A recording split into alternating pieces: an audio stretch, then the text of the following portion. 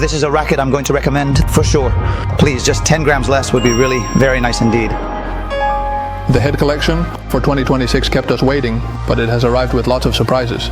And a truly remarkable collection that certainly won't leave anyone feeling indifferent. So let's take a closer look at it right now.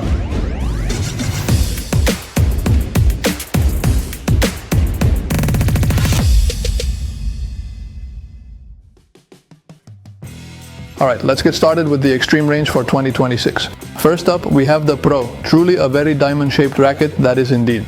With unidirectional carbon on the faces, which would normally be a hybrid mix between carbon and fiberglass. This year it's 100% carbon, power foam in the core, and 3D roughness on the surface.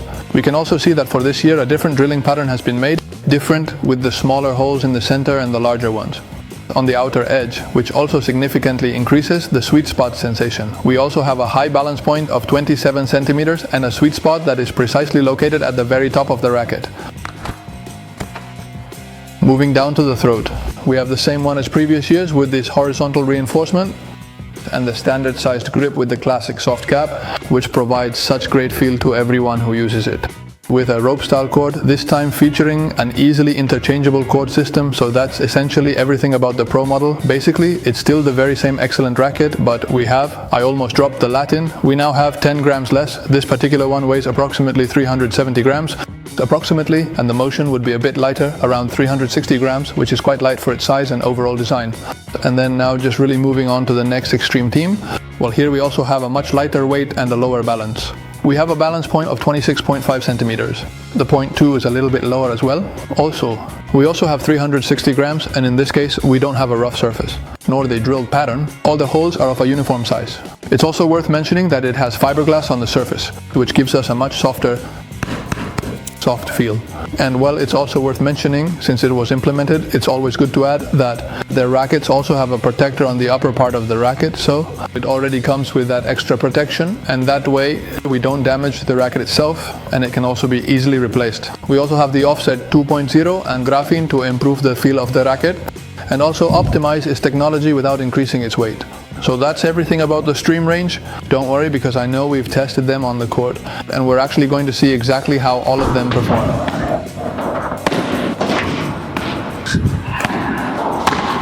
Hi, it's not that it has an insane amount of power, and for now, it's quite a robust racket. Although, well, no, that was a lob with just my wrist, but it really does have crazy power. Let's now see how well it actually does perform in a real attack scenario.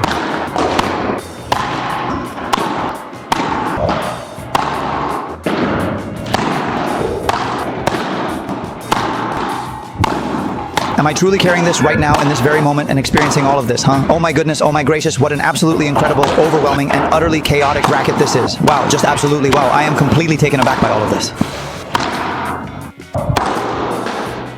It's definitely a racket indeed. Any attacking player who truly wants to really smash the ball is going to really love this. Wow.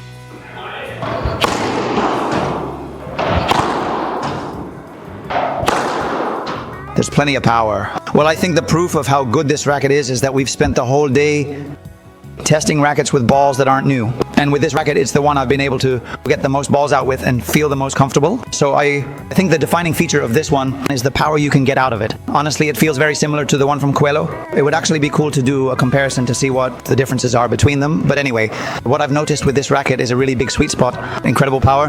The racket demands a lot but doesn't lose control, and I like that. It's not like it's a drum. And if I had to mention a downside, it would be the maneuverability. It felt a bit heavier to me.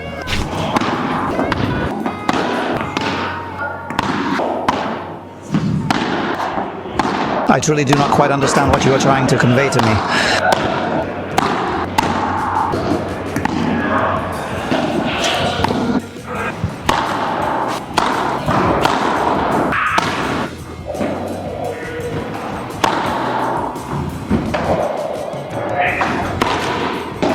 Hostia!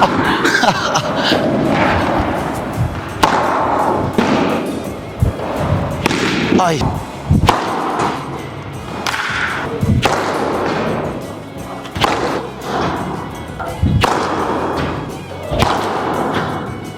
Feelings. At first glance, it seems like a pretty demanding racket in terms of technique.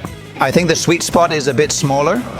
I had this racket and I remember it, and the sensations with it were like that. A bit strange because I noticed that when I hit the center, the feel was maybe a little drier, and when I hit off center, it felt a bit softer. So it forces me to always have to hit right in the center of the flow. In terms of maneuverability, it felt a bit heavier to me. So honestly, at the back of the court, I felt a bit more uncomfortable. Then at the net, it was actually pretty good. Accelerating with the vibro and the top spin, that's where I really felt quite comfortable. So I think aesthetically it looks really cool to me. It's a racket that the player who's looking for power in the aerial game, this racket definitely has it. In defense, it's going to be a bit more punishing in terms of maneuverability, and especially because of the sweet spot, you have to keep in mind that it's a bit demanding. But once you get used to the racket, then it's just about finding the trick to it. But as I said, it was a bit difficult for me. In fact, I haven't fully gotten used to the racket, so well, it's just a matter of trying them out.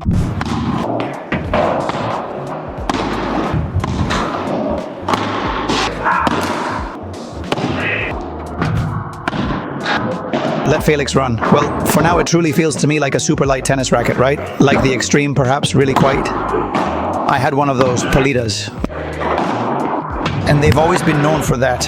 I think that's why, because head rackets are, I think, lighter. I don't know what happens with the one that's supposed to be the lower range. It always stands out. Well, this one does. For example, this is a racket that I'm definitely going to recommend. I think these are really great recommendations for intermediate players. Oh, that's truly indeed absolutely wonderful and genuinely great. It's just floating on me and going a bit off. I think it's because it's so soft, not because it's not agile, because honestly, I'm getting up there pretty well. If you really want, then damn.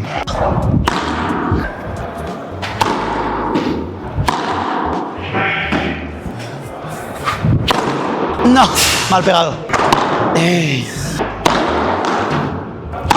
Oh.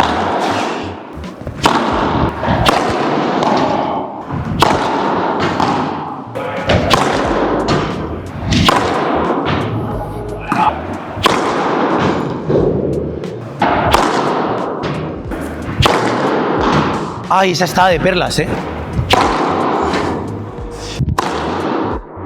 Well, even though my shots haven't been very sharp. In conclusion, for me overall, it's a pretty versatile racket. Despite its shape, the diamond shape, I find it to be a racket that's been very agile for me in defense. At the net, it's also performed quite well with the change in armor. Well, I think it's a racket that I don't know exactly how much it weighs, because it's between 60 and more or less, it could be 10 grams more or less. So I think this one is around 361 or 362 grams, something like that. I found it very easy to handle, as I said. And, well, moving on, maybe to the sweet spot, I think it's huge. I mean, there was no way to hit outside the frame and not get a good contact with the ball. And as for the feel, here we find the typical thing with Lastima, which is a hardness that's not as hard as the high-end ones usually are.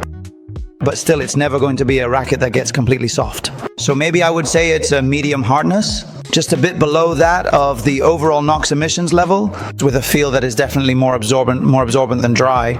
So, well, for everything related to defense, slow pace, super comfortable, ball control at the net at a low pace, also quite comfortable, maybe with a faster ball. Well, putting the racket out more means it might go to the glass, but as I said, I think the racket handles that quite well, even though it's agile and then up high on the smash over the 3-meter line, even though it hasn't really rewarded me much. I don't think I'm going to blame the balls, because I think it's a racket that I believe will make it pretty easy to get the ball out over the 3, like the new ones. So that's my conclusion about the racket.